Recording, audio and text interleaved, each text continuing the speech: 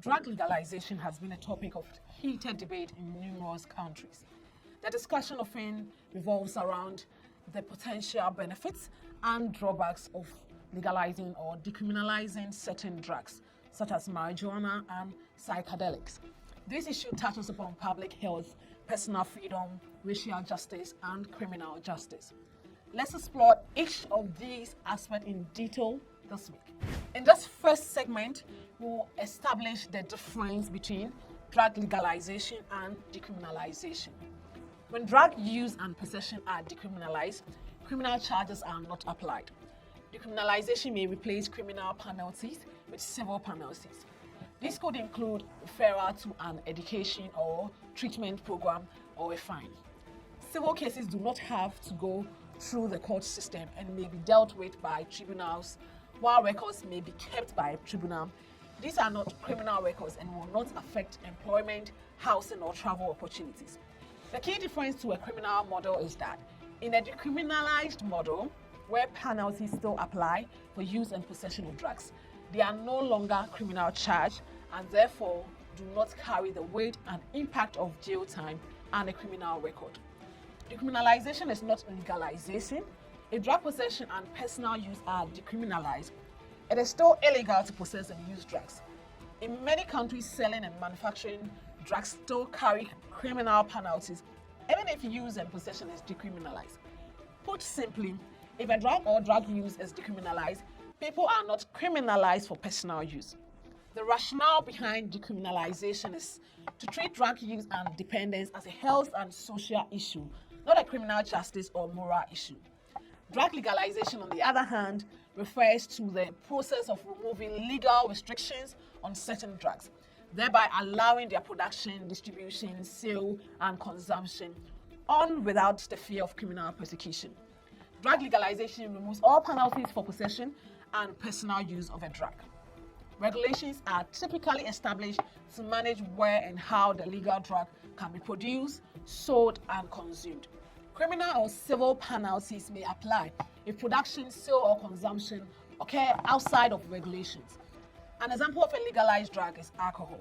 The health benefits and risks associated with decriminalized or legalized drugs vary, depending on the specific drug and its context.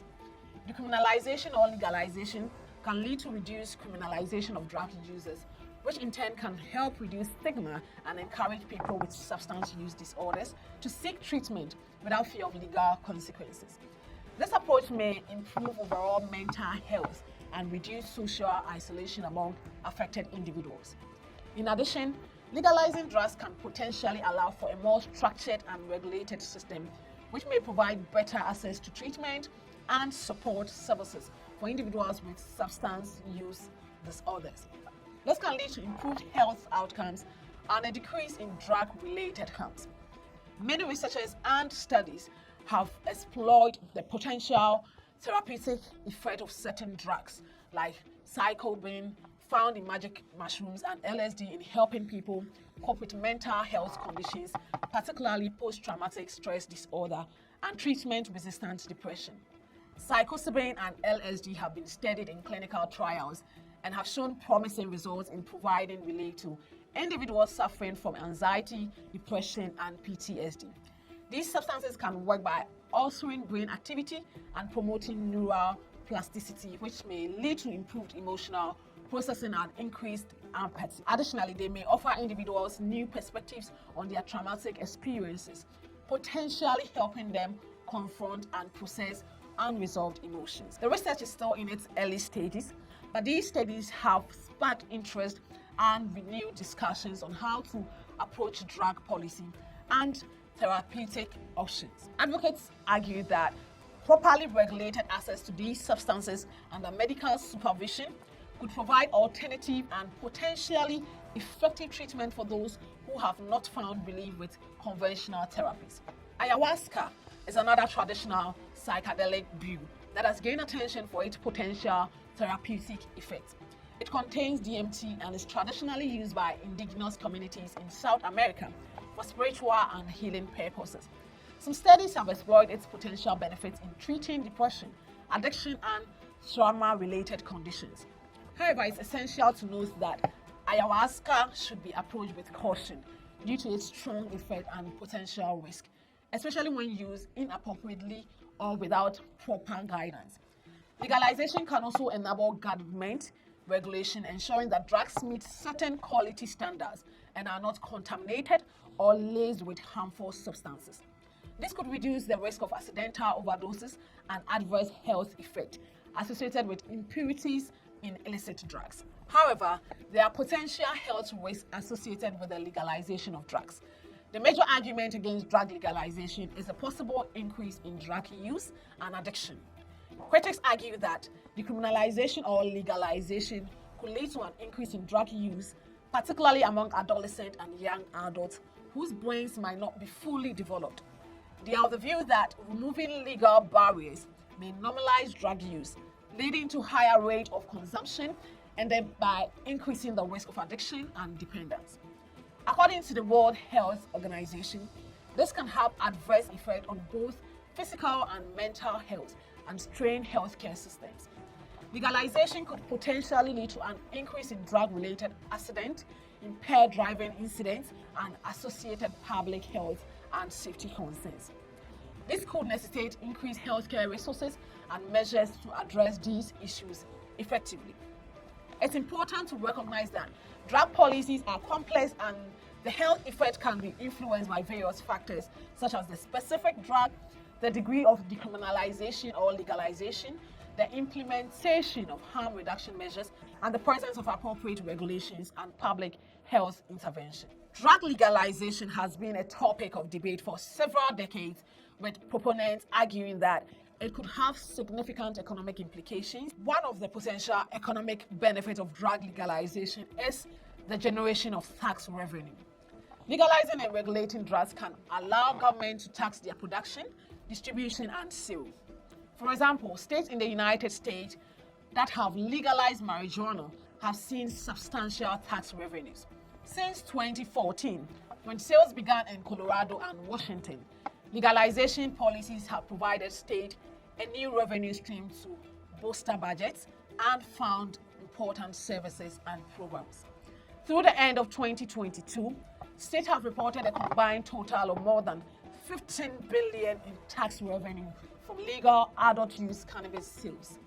In 2022 alone, legalization states generated more than $3.77 billion in cannabis tax revenue from adult use sales. In addition to revenue generated from statewide budgets, cities and towns have also generated hundreds of thousands of dollars in new revenue from local adult use cannabis taxes. Additionally, drug legalization could potentially lead to cost savings for government. By shifting drug users from the criminal justice system to the healthcare system, governments may reduce the burden on the legal and correctional systems, thus saving taxpayers money.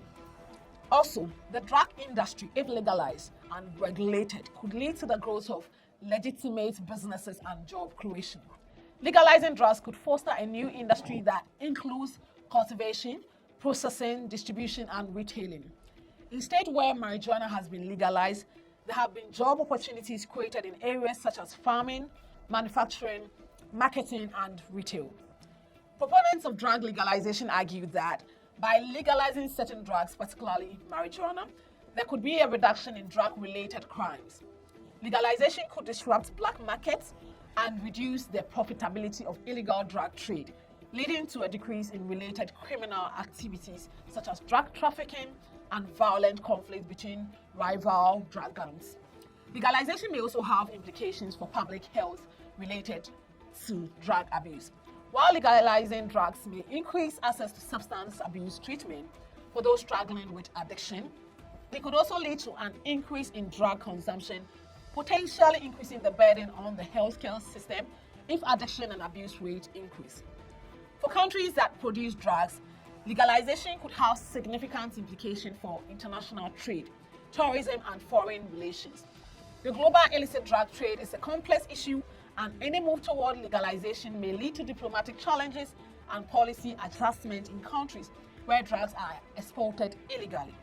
It is crucial to emphasize that drug legalization is a contentious issue with both potential benefits and risk.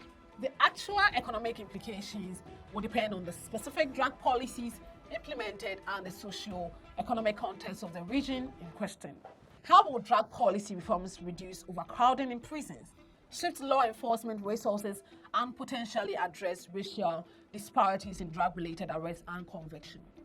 In this session, we will explore the impact of drug legalization on the criminal justice system. One of the most significant impacts of drug legalization or drug policy reforms is the potential reduction in the number of non-violent drug offenders incarcerated. A significant proportion of the prison population is composed of individuals convicted of drug-related offenses, particularly possession and distribution of small quantities of controlled substances. Legalization or decriminalization could result in fewer people being incarcerated for these offenses, easing the burden of overcrowded prisons and reducing the lifelong impact of incarceration and a criminal record for many. Drug policy reforms may lead to the retroactive application of new laws, reducing sentences for previously convicted individuals. Additionally, some reforms may allow for the expungement of past drug-related convictions, giving people a chance to clear their records and reintegrate into society. Drug legalization could free up law enforcement resources that are currently devoted to drug-related activities. By redirecting these resources to address more severe crimes and public safety concerns, law enforcement agencies can improve their effectiveness and better serve their community. Shifting the focus away from drug enforcement may also help improve police-community relations, as communities that have been disproportionately affected by aggressive drug policing might see a reduction in negative interactions with law enforcement. Racial disparities in drug-related arrests and convictions have been a long-standing issue in the criminal justice system. The war on drugs, initiated in the 1970s, has been heavily criticized for its disproportionate impact on minority communities, especially people of color. Here are some facts and statistics that illustrate the extent of these disparities. Arrest rate. Despite similar rate of drug use across different racial and ethnic groups, Black Americans are consistently arrested at significantly higher rates for drug offenses. According to the American Civil Liberties Union, Black people are nearly 4 times more likely to be arrested for marijuana possession than white people, despite comparable usage rate. People of color often face harsher sentences compared to their white counterpart for the same drug-related offenses. Studies have shown that African Americans and Latinos receive longer sentences than white individuals convicted of similar offenses. Racial profiling by law enforcement plays a significant role in these disparities.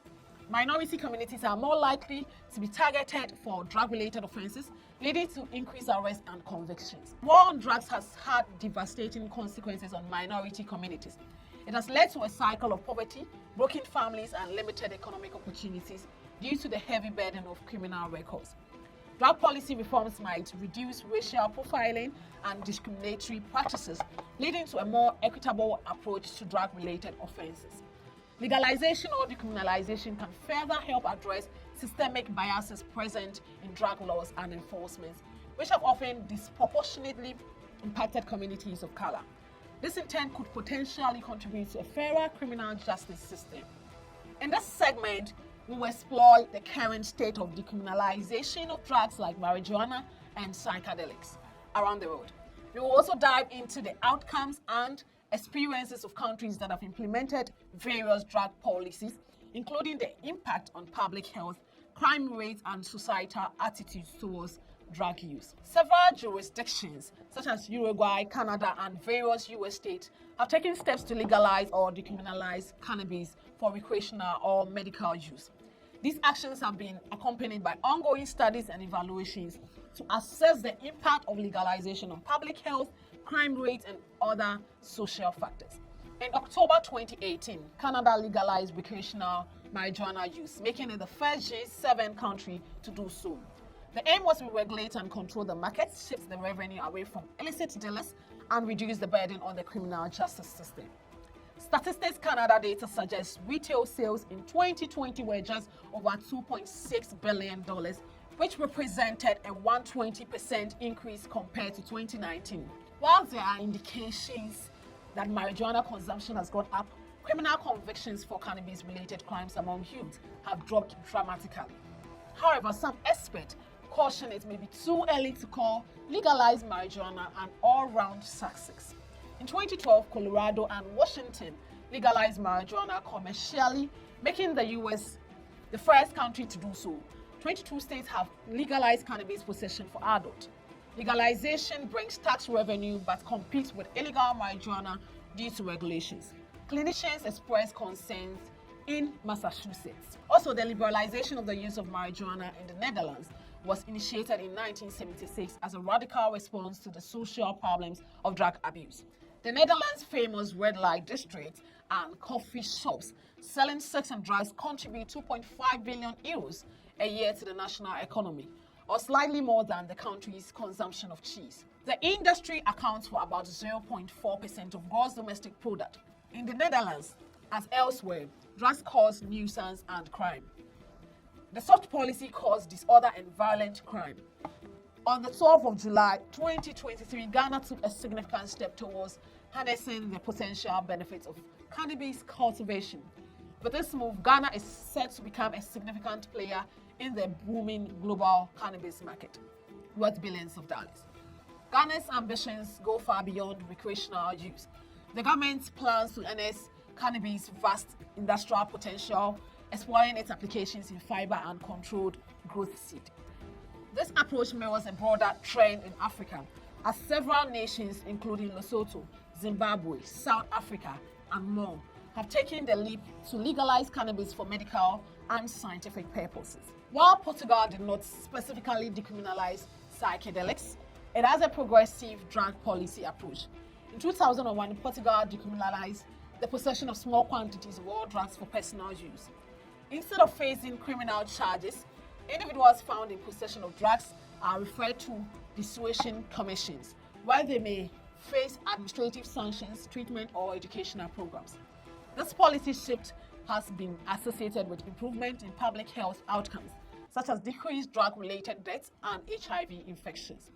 The United States also has taken steps to decriminalize or deprioritize the enforcement of psychedelics possession. For example, in May 2019, Denver, Colorado became the first city to decriminalize psilocybin for personal use. Other cities such as Oakland and Santa Cruz, California, have also decriminalized or deprioritized psychedelics enforcement. The impact of drug decriminalization on public health is complex and often depends on various factors, including the specific drug, the scale of decriminalization, and the implementation of harm reduction measures. Some studies suggest that decriminalization can lead to reduced stigma, increased access to treatment, and better health outcomes for individuals struggling with substance use disorders. However, it is crucial to remember that drug decriminalization is not a magic bullet solution and needs to be complemented with comprehensive public health approaches.